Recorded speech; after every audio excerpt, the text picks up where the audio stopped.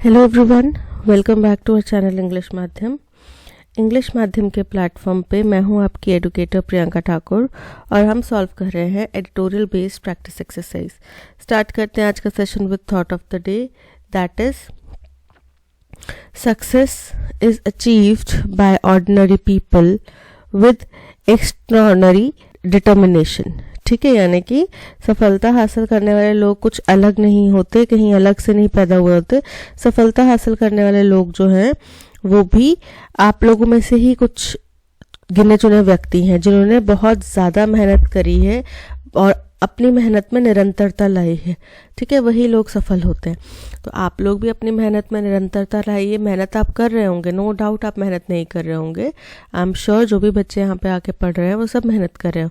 Determination के साथ में कीजिए, दृढ़ निश्चय के साथ में कीजिए और कंसिस्टेंसी के साथ में कीजिए। ठीक है, तो आपका कोई भी हाथ नहीं रोक सकता सफल होने से। आपकी सफलता आपके कदमों में ज़रूर आएगी। ठीक है, चलिए आगे बढ़ते हैं। स्टार्ट करते हैं reading comprehension and practice exercise for SSC CGL 2024। बोल रहे हैं, अब देखो आपको न्यूज़ तो सुनी होगी जिसमें पता है कि कुछ डॉग ब्रीड्स को मना कर दिया गया है कि आप इनको ओन नहीं कर सकते, आप इनको एज अ पेट नहीं रख सकते। और जो अभी एट प्रेजेंट आप लोगों ने अगर रखी हुई हैं ऐसी कुछ डॉग ब्रीड्स एज अ पेट, तो उनके लिए भी आपको टर्म्स एंड कंडीशंस कुछ जैसे कि वैक्सीनेशन होनी चाहिए, सिक्योरिटी से मतलब लोगों को परेशानी नहीं होनी चाहिए, आम जनता को उससे परेशानी नहीं होनी चाहिए, ये कह रहे हैं। ठीक है, while allowing for a choice of pets, यानी कि लोगों की जो पेट रखने की चॉइस है इसको अलाउ करते हुए raising them should not be unbridled right, कि उनको पालना जो है वो अनियंत्रित राइट अधिकार नहीं होना चाहिए। देखो, अब डॉग रखने के लिए कैट रखो, डॉग रखो, लेकिन आपको जो भी जानवर रखना है आप पाल सकते हो, लेकिन इसका मतलब ये तो नहीं ना कि आपके वो जानवर दूसरे लोगों को परेशान करें। अब क्या होता है कि आप जिन लोगों ने डॉग ओनर्स हैं वो अपने डॉग्स को सैर कराने लेके जाते हैं, फिर आप उनको लीश नहीं बांधते तो वो खुले होते हैं। अब वो कितने फेरोशियस हैं, कितने कनिंग हैं, कितना वो एक्टिव हैं, प्लेफुल हैं या फिर वाकई में एग्रेसिव हैं, आम जो दूसरा व्यक्ति सड़क से चल रहा होगा उसको नहीं पता होगा, छोटा बच्चा चल रहा होगा उसको नहीं पता होगा, राइट। और कहीं वो एंग्रीली उस बच्चे के ऊपर अटैक कर दे या फिर प्लेफुल तरीके से वो खेल रहे हो बच्चा और वो एंग्री हो जाए तो वो किसी भी को भी नुकसान हो सकता है। ठीक है, तो ये चीज़ नहीं होनी चाहिए। हाँ, आपको अधिकार है कि अपनी मर्जी का पेट चूज करो, अपने जो आपको पेट रखने का शौक है तो आप रखो, लेकिन इसका मतलब ये नहीं है कि आप उनके पालन पोषण का अधिकार आपको अनियंत्रित हो जाता है कि लोगों को परेशानी हो उससे। The relationship between dogs and their place in society open ups waxing dilemmas in India. बोल रहे हैं जो रिलेशनशिप डॉग ओनर्स और उनके डॉग्स और उनकी जगह किसी भी सोसाइटी में, किसी भी समाज में जो उनकी जगह है उसके बीच में एक कष्टदायक मतलब एक बहुत ही एनोइंग सा दुविधा पैदा हो गई है हिंदुस्तान में। दुविधा है हिंदुस्तान में क्योंकि हर व्यक्ति हिंदुस्तान में डॉग्स को पसंद नहीं करता है, right. On one hand there is the problem of street dogs. अब एक तरफ तो लोगों को स्ट्रीट डॉग्स की परेशानी है। Citizens all over the country में complain about their residential colonies being under attack by roving canines. बोल रहे हैं कि हर तरफ देश भर में जो भी नागरिक हैं वो अपने कॉलोनीज में, रेजिडेंशियल इलाकों में, आसपास में आवारा कुत्तों के, रोविंग कैनाइन्स मतलब घूमने वाले आवारा, कैनाइन्स मतलब कुत्ते। ठीक है, तो आवारा कुत्तों के घूमने से, उनके अटैक से परेशान रहते हैं। But this has not spurred any significant political response, लेकिन इससे अभी तक कोई भी पॉलिटिकल रिस्पॉन्स प्रेरित नहीं हुआ to enforce existing municipal laws, जिसमें कि जो अभी करंट म्यूनिसिपल लॉज हैं उनको एनफोर्स किया जाना, सुनिश्चित किया जा सके टू कंटेन देयर नंबर। क्या बोला गया है कि उनको स्टेराइल करना है, राइट। डॉग्स को आप पकड़ो, म्यूनिसिपैलिटीज को बोला गया है, उनके आदेश हैं कोर्ट के कि आप डॉग्स को पकड़ो और उनको स्टेराइल करो ताकि आगे इनकी ब्रीडिंग ना हो। ठीक है, नंबर्स इनका ज़्यादा ना बढ़े, बट नहीं एक्शन लिया जाता। अगर पकड़ते भी हैं तो शायद बिना स्टेराइल किए छोड़ जाते हैं कि क्या करते हैं, फिर से वैसे ही हो जाते हैं, उतने से ही डॉग्स हो जाते हैं। ऑन द अदर हैंड, वहीं दूसरी तरफ, it seems that even pet dogs two have managed to raise an entirely different class of concerns.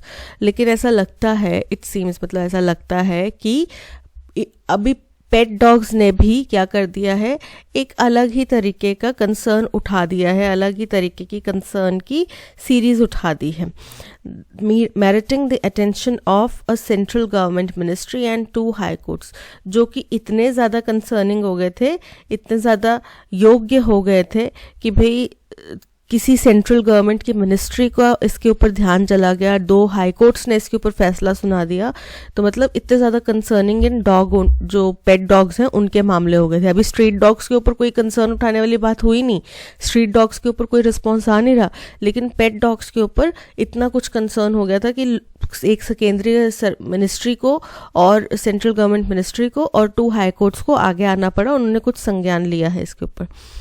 Among the questions being deliberated upon is whether certain breeds of dogs are inherently more ferocious than other. तो बोल रहे हैं कि जो बहुत सारे सवाल उठ रहे हैं, deliberated मतलब विचार में आ रहे हैं, उनमें से एक सवाल ये है कि भाई क्या कुछ प्रजातियाँ, कुछ नस्लें, इन डॉग्स की कुछ नस्लें वो ज़्यादा फेरोशियस मतलब आक्रामक होती हैं, ज़्यादा क्रूर होती हैं दूसरों के मुकाबले में. क्योंकि हमने देखा है गोल्डन रिट्रीवर बेचारे चुपचाप बैठे रहते हैं, है ना, घूमी करते रहते हैं आपके आगे पीछे. वहीं जर्मन शेपर्ड है, वो भी कई ऐसे शान से होते हैं, अगर हाँ ज़्यादा एग्रेसिवली रखा है तो कुछ काटने भी दौड़ जाते हैं. वहीं पिटबुल है, उसको तो बिना मतलब के पता नहीं किस बात का गुस्सा चढ़ा होता है, मुंह ऐसे बना के ही बैठा होता है सारा time. And expert committee constituted by the Department of Animal Welfare and Husbandry, Ministry of Agriculture. एक एक्सपर्ट कमेटी गठित की गई department of animal welfare and husbandry, ministry of agriculture द्वारा, has recommended that certain breeds of ferocious dogs is be prohibited from being kept as pet. कि कुछ प्रजातियों को इन आक्रामक कुत्तों की कुछ प्रजातियों को हमें प्रोहिबिटेड करना चाहिए, कि हम प्रोहिबिट मतलब वर्जित करना चाहिए, मना करना चाहिए, निषेध करना चाहिए कि हम इनको एज पेट हिंदुस्तान में नहीं रखने दे सकते. Such a committee was constituted after citizen groups complaint of attacks on people. ऐसी कमेटी तब गठित की गई जब लोगों ने, कई सिटीजन ग्रुप्स ने ये कंप्लेन करी कि भाई इनके द्वारा लोगों के ऊपर, आम जनमानस के ऊपर अटैक हो रहा है, समटाइम फेटल्स, जो कि बहुत ज़्यादा कई बार घातक भी होते हैं, by these dogs, which prompted a petition in Delhi High Court requesting to ban certain breeds. जिसकी वजह से एक पिटीशन, याचिका दायर की गई दिल्ली हाई कोर्ट में, जिसमें कहा गया कि इन कुछ प्रजातियों को बैन करना पड़ेगा या करना चाहिए. ठीक है. These include mixed and cross breeds such as pitbull terrier. अब इनमें कौन कौन शामिल है? इनमें कुछ मिक्स ब्रीड शामिल है. मिक्स ब्रीड मतलब क्रॉस हाइब्रिड किया जाता है जिसको, जैसे कि पोमेरियन होगा और पोमेरियन का जर्मन शेपर्ड के साथ में शायद ब्रीडिंग करा दी गई हो, या कोई और डॉग हो उसके साथ में ब्रीडिंग करा दी गई हो, तो वो गया क्रॉस ब्रीड. ठीक है, मिक्स ब्रीड या क्रॉस ब्रीड. तो बोल रहे हैं मिक्स ब्रीड और क्रॉस ब्रीड की जो नस्लें हैं उनको इसमें शामिल किया है, जैसे कि पिटबुल टेरियर. अब आगे कुछ प्रजातियों के नाम आएंगे, ठीक है, आप भी ध्यान से सुन लेना, अगर कोई आपको बेचना चाहे तो ये मत लेना.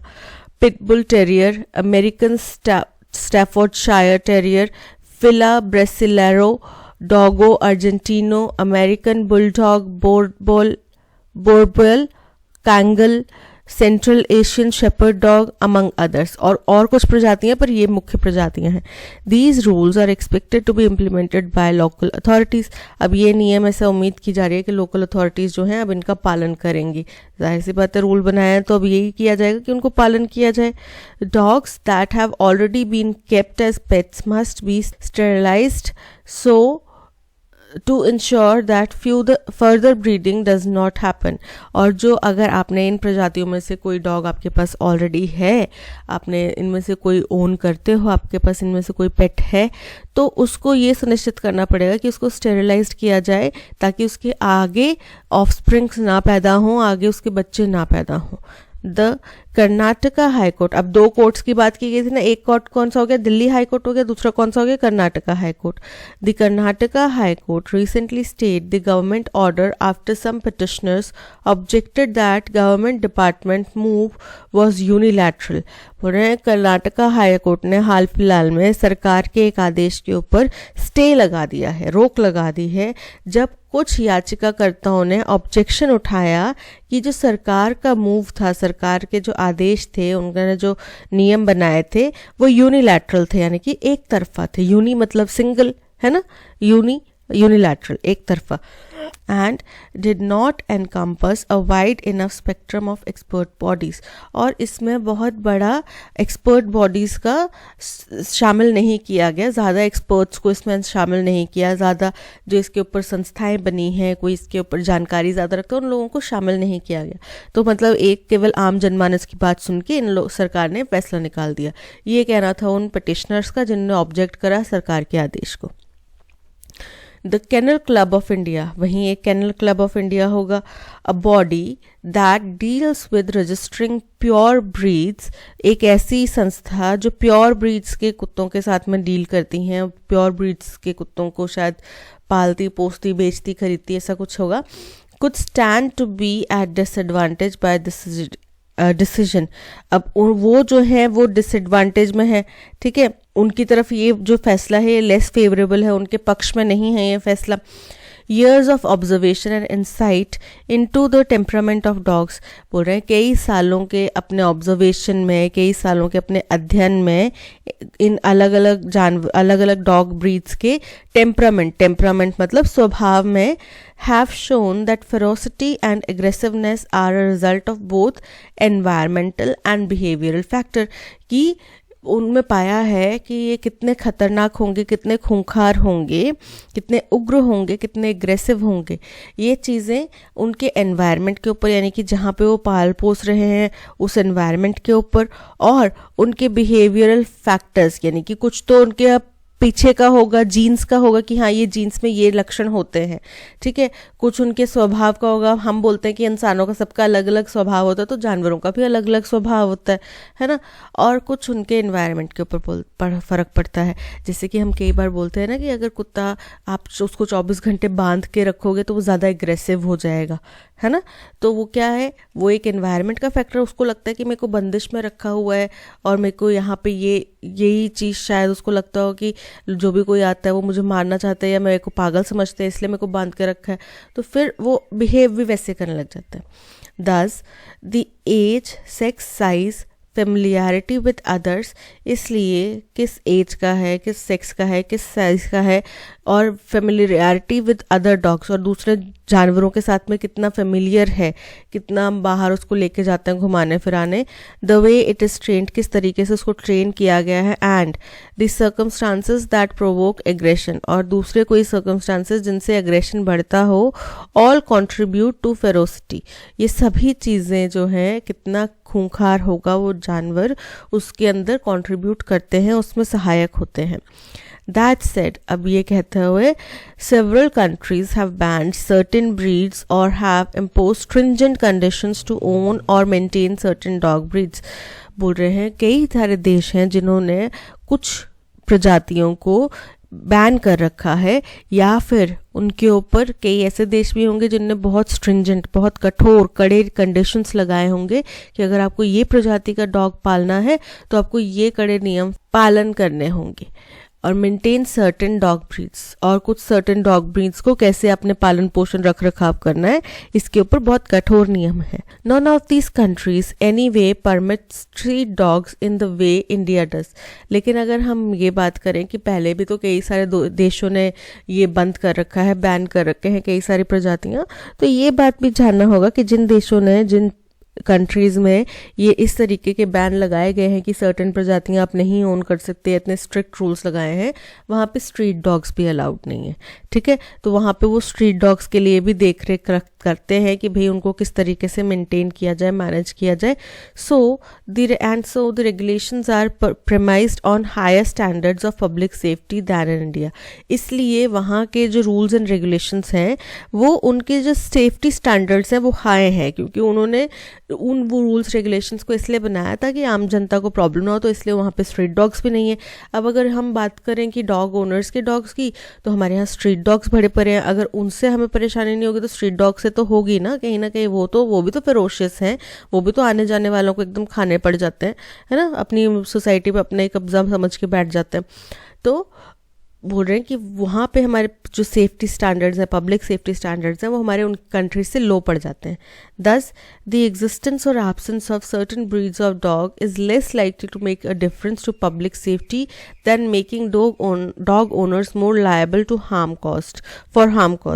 बोल रहे हैं इसलिए कुछ प्रजातियों को जो हम मना कर रहे हैं, बैन कर रहे हैं कि भाई ये नहीं रखनी है, ये आम जनता की सेफ्टी के ऊपर इतना ज़्यादा प्रभाव नहीं डालेगा, क्योंकि अगर आम जनता उनसे बच गई तो स्ट्रीट डॉग से परेशान होगी। लेकिन ये ज़्यादा जो जिम्मेदारी है वो डॉग ओनर्स के ऊपर डाल देगा कि भाई कुछ भी नुकसान हुआ तो आपको ही पकड़ा जाएगा। ठीक है, तो ये तो ऐसी बात हो गई कि चोरी चाहे कोई भी करे, नाम तो इसी बंदे का आना है। ठीक है, तो ये चीज़ हो जाएगी। While individual choice in choosing and raising pets matters, बोल रहे हैं कि जहाँ पे हमारा व्यक्तिगत चॉइस, पसंद, कि हमने कौन सा डॉग चूज़ करना है, उसको कैसे पालना है, हम पालना चाहते हैं डॉग को, नहीं पालना चाहते, कोई पेट रखना चाहते, नहीं रखना चाहते, ये हमारा पर्सनल चॉइस है। वहीं it is by no means an unbridled right, ये किसी भी तौर पे कोई भी अनियंत्रित अधिकार नहीं है। इस पे डॉग ओनर्स भी ये ना सोच लें कि हम जैसे मर्जी रखें, हमारा डॉग है, हम जैसे मर्जी रखें, हम जो मर्जी पालें, किसी को क्या, तो ये चीज़ नहीं हो सकती। उसमें आपको अब चॉइस के ऑप्शंस जो है वो थोड़े लिमिट कर दिए गए हैं, कुछ को हटा दिया गया है। ओके, तो ये था पैसेज। अब चलते हैं क्वेश्चन नंबर 1 की तरफ। What is the tone of the passage? Passage की टोन कैसी है बताओ। ऑप्टिमिस्टिक है, ऑप्टिमिस्टिक मतलब पॉजिटिव, तो पॉजिटिव नहीं है। इनडिफरेंट है, कुछ फर्क नहीं पड़ता, लेना देना नहीं है, तो ऐसा भी नहीं है। एम्यूज्ड, बहुत ज़्यादा चौंका देने वाली, बहुत ज़्यादा खुशी से आप अमेज्ड हो गए एकदम, वैसे भी नहीं है। क्रिटिकल है, उन्होंने बोला कि जैसे अंत में उन्होंने बोला कि ज़्यादा कुछ फ़र्क नहीं पड़ेगा, क्योंकि पब्लिक सेफ्टी का अगर कंसर्न है तो स्ट्रे डॉग्स का भी कुछ हल निकालो। उसके ऊपर तो अभी तक आपकी आंखें खुली नहीं, उसके ऊपर तो आपने जो एग्जिस्टिंग लॉज है आप उनको भी पालन नहीं करवा पा रहे, और इसके ऊपर आप ले आए अलग से। तो option D is correct, critical. From the passage, it can be inferred that all of the following are true about the issues surrounding dogs in Indian society, except that पूरे पैसेज के अनुसार निम्नलिखित में से सभी बातें करेक्ट हैं जो डॉग्स के रिलेटेड इश्यूज हैं इंडियन सोसाइटीज़ में, उनके बारे में, केवल एक को छोड़ के। Street dogs are considered a problem in residential colonies across the country, leading to complaints from citizens. बिल्कुल करेक्ट है। The significant political response has been effective in enforcing municipal laws to control the population of street dogs. Incorrect है, बोल तो रहे हैं कि existing municipal laws जो हैं आप उनको पालन करवा नहीं पा रहे, कोई भी political response नहीं आता उनके ऊपर, ठीक है, जिससे dog breeds जो आगे के आगे बढ़ती जा रही हैं, कुछ भी containment नहीं हो पा रहा। So option B is correct. What is the main theme of the passage? The importance of pet training की, पेट ट्रेनिंग की कितनी ज़्यादा महत्वता है, तो पेट ट्रेनिंग के ऊपर हमने बात नहीं करी, बट बीच में एक जगह पे पॉइंट आया था कि पेट ट्रेनिंग के ऊपर भी डिपेंड करता है कि वो कितने फेरोशियस होंगे, तो ये इनकरेक्ट है। The challenges of regulating dog breeds for public safety, कि डॉग ब्रीड्स को पब्लिक सेफ्टी के लिए हम कैसे चैलेंज मानते हैं, इसके ऊपर था ये पैसेज, तो बिल्कुल करेक्ट है, इसी के ऊपर था। The challenges of regulating dog breeds for public safety, option B is correct. Which one of the following statements best summarizes the author's position on regulation of dog breeds in India? तो author का क्या stance है, इसके ऊपर क्या कहना है, क्या मत है उनका? The author believes that all breeds of dogs should be allowed as pets without any restriction. Incorrect है, author का ये मानना नहीं है ऑथर का कि सभी नस्लें आपको अलाउ करनी चाहिए कोई रिस्ट्रिक्शन के बिना, लेकिन वो ये ज़रूर कहते हैं कि आपको, अगर आप नस्लों को कंट्रोल करने की कोशिश करें तो आप पहले स्ट्रीट डॉग्स का भी हल निकालिए, उनको भी कंट्रोल कीजिए। The author suggest that certain breeds of dog should be prohibited as pets due to inherent ferocity. Incorrect है, the author is indifferent to the issue. Indifferent होते तो जो अंत में बात बोली कि भाई आप रेगुलेशन की बात करें तो वहाँ पे स्ट्रीट डॉग्स भी नहीं है, वो एक तरीके से उनने तंज किया, ठीक है, उनने कटाक्ष करा कि भाई बाकी देशों में भी बैंड है, नो डाउट बाकी देशों में कुछ रेगुलेशंस हैं, लेकिन वहाँ पे फिर स्ट्रीट डॉग्स भी नहीं है। आपके यहाँ पे स्ट्रीट डॉग्स की समस्या भी इतनी है जिस पे आए दिन कंप्लेन होती है। फिर जब स्टार्टिंग में उन्होंने बोला कि स्ट्रीट डॉग्स के ऊपर तो आजकल आज तक कोई पॉलिटिकल एजेंडा, कोई पॉलिटिकल पार्टी उठ के खड़ी नहीं हुई, किसी ने संज्ञान नहीं लिया, और ये जो पेट ओनर्स हैं उनकी समस्या आपने बढ़ा दी, ठीक है। The author emphasizes the need for balanced approach in allowing pet choices while ensuring public safety through regulations। बिल्कुल करेक्ट है कि बैलेंस्ड अप्रोच होनी चाहिए, दोनों तरफ के कंटेन करो ना भाई, स्ट्रीट डॉग्स को भी करो, उनको भी करो। उनके ऊपर आपने रिस्ट्रिक्शंस लगा दी, स्ट्रीट डॉग्स का आपने कुछ हल नहीं निकाला, जो एग्जिस्टिंग लॉज है वो भी नहीं फॉलो हो रहे अभी तक। According to the passage, what is the stance of Karnataka High Court regarding the government's order on certain dog breeds? तो कर्नाटका हाई कोर्ट ने स्टे लगाई थी ना, दिल्ली हाई कोर्ट ने तो कुछ डॉग ब्रीड्स को मना करा है, लेकिन कर्नाटका हाई कोर्ट ने स्टे लगाई थी किसके ऊपर कि सरकार का फैसला जो है एक तरफा है। कुछ पिटिशनर्स ने बोला कि उनका फैसला एक तरफा है, उसमें कुछ एक्सपर्ट को कंसल्ट नहीं किया गया, इसलिए the Karnataka high court has demanded the government order be expanded to include all street dogs as they pose a greater threat to public safety than specific breeds। कि कर्नाटका हाई कोर्ट ने बोला है कि इसमें ज़्यादा उसको शामिल करो, स्ट्रीट डॉग्स को भी शामिल करो, ये इनकरेक्ट है। उनने ऐसा नहीं बोला है, उनने क्या किया है, स्टे लगाया है।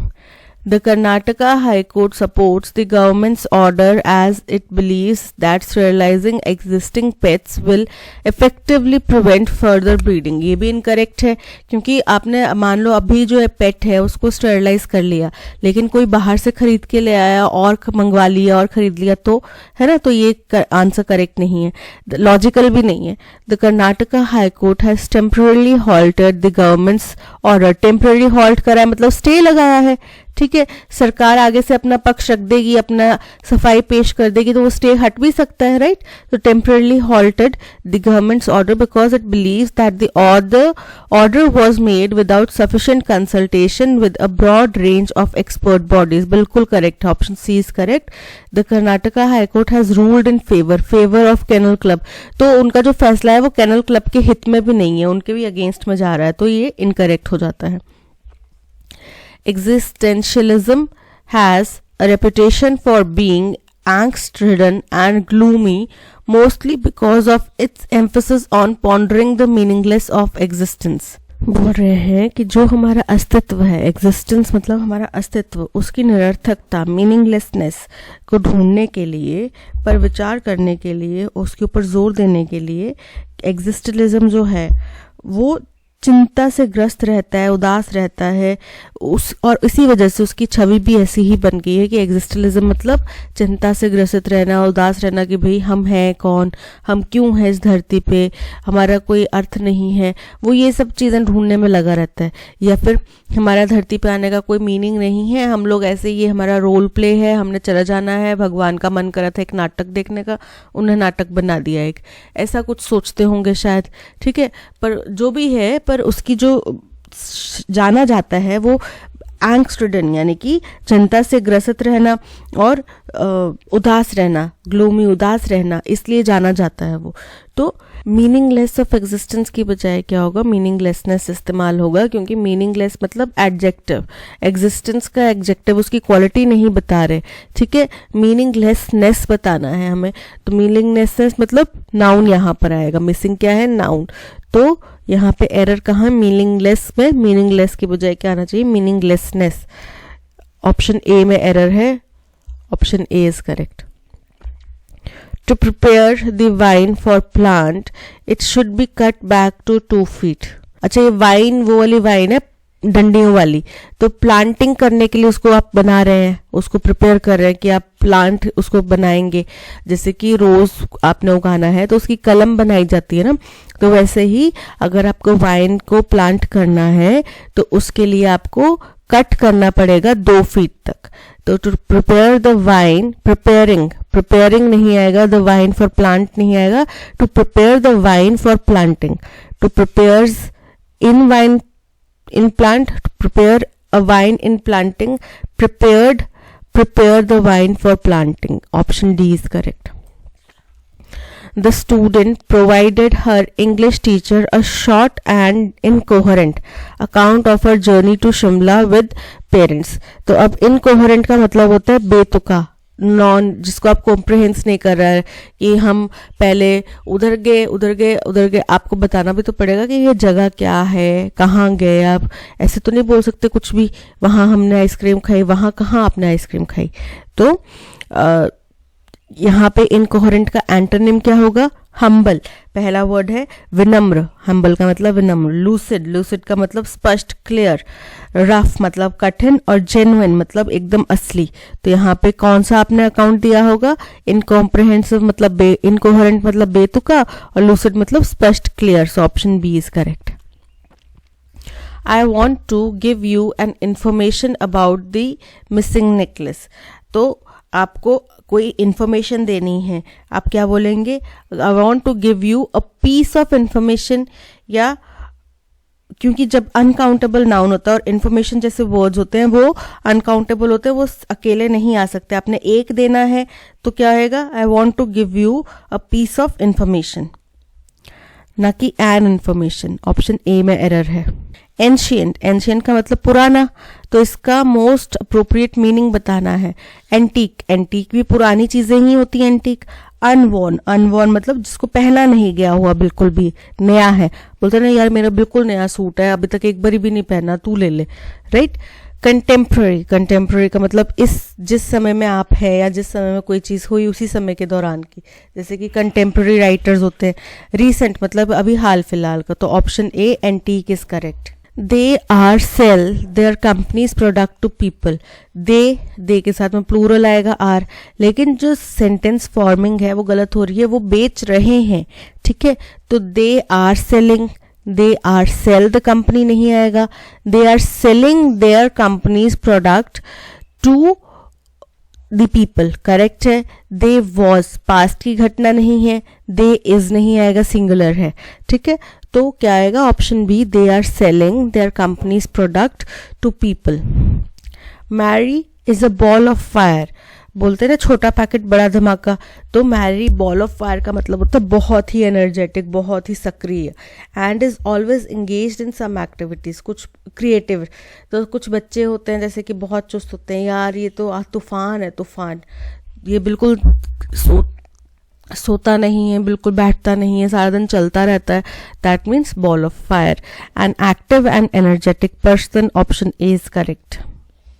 By living in a rural area with access to the city, she gets dash, बोल रहे हैं कि क्योंकि वो रूरल एरिया में रहती है और वो उसके पास शहर का भी एक्सेस है कि वो शहर भी जा सकती है, तो उसके पास क्या है? दोनों युगों का, दोनों जगहों का बेस्ट चूज करने की कैपेबिलिटी है। ऑप्शन है the best of both worlds, option A is correct, कि दोनों जगहों में से वो बेस्ट चीजें चूज कर सकती है, उसके पास ऑप्शन है।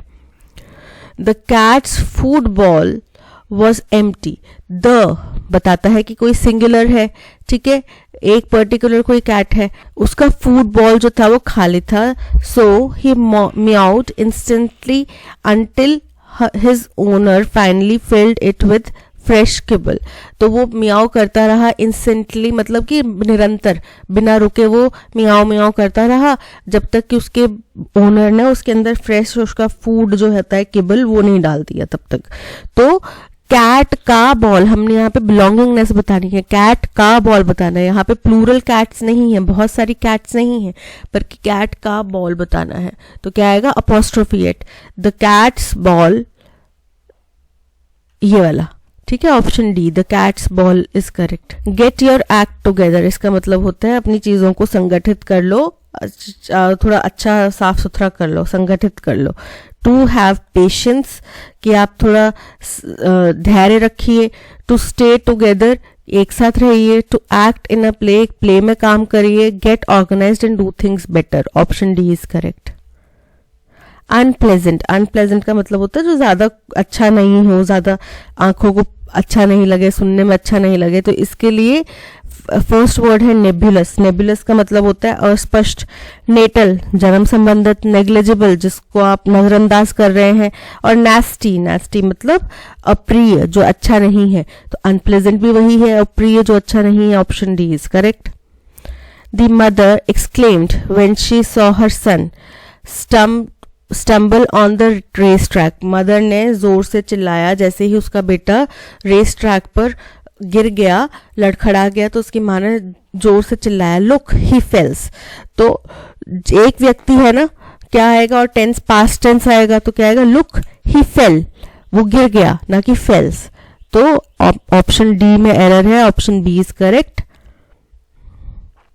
The conductor said that it was the worst quake he ever knew. आपने अपनी जिंदगी का सबसे कोई खतरनाक चीज, सबसे कोई भयानक चीज देखी है, ठीक है, आपको लग रहा है कि इससे ज्यादा बुरा तो मैंने कभी कुछ देखा नहीं, ना मैं देख सकता हूँ, वर्स है। तो सुपरलेटिव डिग्री में क्या हो जाएगा, वर्स्ट, बैड, वर्स, वर्स्ट, ना कि मोर बैड, ना कि वर्स, ठीक है, क्या हो जाएगा, वर्स्ट। सुपरलेटिव डिग्री, उसने अपनी जिंदगी का ऐसा कोई कभी नहीं देखा, तो सबसे बुरा ही हुआ, यानी कि worst. Option D is correct. After having invested so much time and energy into the project we are now back to square one. क्या मतलब हुआ कि हमने इतना टाइम, इतना एनर्जी वेस्ट करा, इतना टाइम और एनर्जी वेस्ट नहीं करा, लगाया इसके ऊपर, और अब हम वापस शून्य पर आ गए हैं, वापस हमें जीरो से स्टार्ट करना पड़ेगा। Not ready for the consequence, in the same city, fighting with each other, having to start all over again. Option D is correct. Killing of one's own father, उसको क्या बोलते हैं, पिता, पैट्री, ठीक है, माता, मैट्री, मैट्रीसाइड मतलब माता, इनकरेक्ट, फिलिसाइड भाई, पैट्रीसाइड पिता।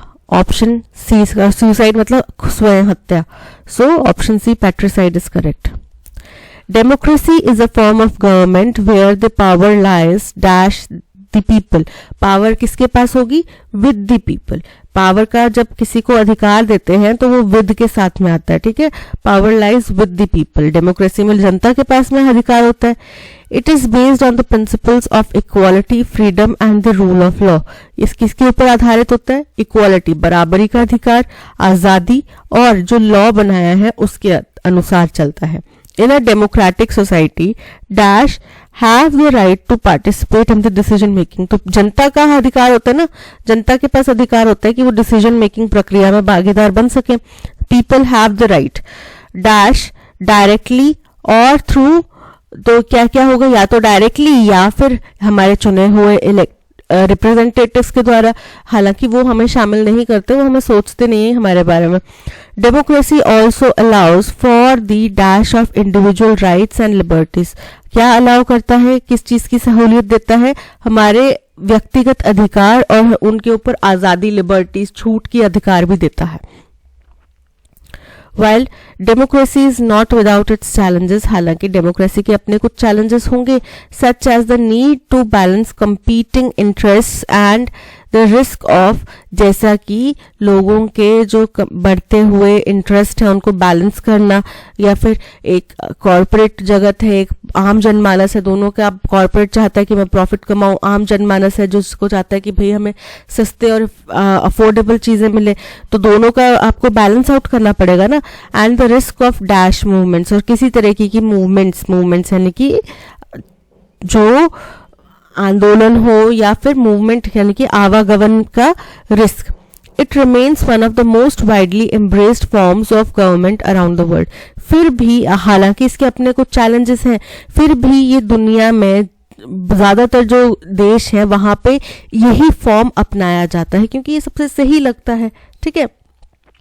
सबसे पहले होगा democracy is a form of government where the power lies with, option D is correct. Power हमेशा, पावर का जो अधिकार है, अधिकार की बात करें, शक्ति की बात करें, तो पावर लाइज हमेशा विद के साथ में आता है। In a democratic society lawyers have the right to participate, humans have the right to participate, politicians have the right to participate, या सिटीजन्स, तो उस देश के नागरिकों का अधिकार होता है। Option D is correct. Citizens have the right to participate in the decision making process dash either directly, either और आएगा, और है तो आइदर आएगा, आइदर डायरेक्टली और through elected representatives. Option A is correct. Democracy also allows for the dash delimitation, delimitation मतलब power का division, protection of individual rights. तो यहाँ पे प्रोटेक्ट किया जाता है ना हमारे जो व्यक्तिगत अधिकार है उनको। So option B is correct. उन्हीं अधिकारों के तहत इलेक्टोरल बॉन्ड्स को बंद कर दिया गया क्योंकि हमारा राइट टू इन्फॉर्मेशन एक्ट का उल्लंघन हो रहा था उसमें, जो कि हमारा as a human being, as a citizen of India हमारा इंडिविजुअल राइट था। ठीक है, तो उसको प्रोटेक्ट किया गया। Option B protection is correct. While democracy is not with its challenges such as need to balance competing interests and the risk of dash movements, marginal movements, elitist movements, populist movements या negligible। तो marginalist मतलब marginal का मतलब होता है जो एकदम सीमावर्त हो, सीमा पे हो, एकदम किनारे वाला। एलाइट, एलाइट का मतलब होता है ऊंचा, तो एलाइटिस्ट मतलब उच्च वर्ग का। पॉपुलिस्ट मतलब जो ज्यादा प्रसिद्ध हो, ज्यादा संवेदनशील हो, ज्यादा जनता की भावनाओं के साथ में जुड़ा हुआ हो। और नेग्लिजिबल मतलब जिसको हम नजरअंदाज कर सके। तो यहाँ पे कैसी मूवमेंट्स, पॉपुलिस्ट मूवमेंट्स जो ज्यादा जनता के साथ में जुड़ी हुई हैं, वैसी मूवमेंट्स का भी खतरा रहता है। बट स्टिल इसी प्रणाली को, इसी जो सरकार चलाने की प्रणाली है उसको सिलेक्ट किया जाता है दुनिया भर में। So option C is correct. That's all. आज के पैसेज में इतना ही। Thank you so much for watching. अगर कंटेंट पसंद आया हो तो लाइक, शेयर और सब्सक्राइब जरूर कीजिएगा। मिलते हैं नेक्स्ट सेशन में। Till then keep learning and keep practising. Bye bye.